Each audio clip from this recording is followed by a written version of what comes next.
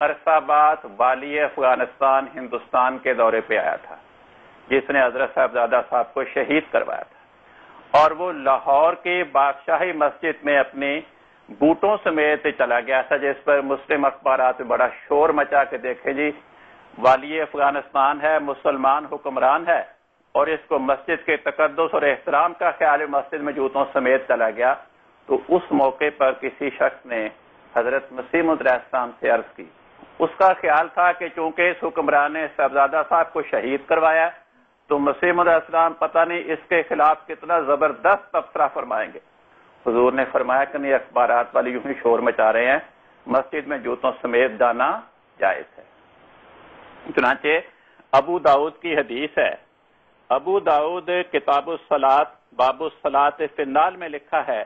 کہ حضرت رسول پاک صلی اللہ علیہ وسلم ننگے پاؤں بھی نماز پڑھ لیا کرتے تھے اور جوتوں سمیت بھی نماز پڑھ لیا کرتے تھے۔ ٹھیک ہے، بہت شکریہ کانگ صاحب۔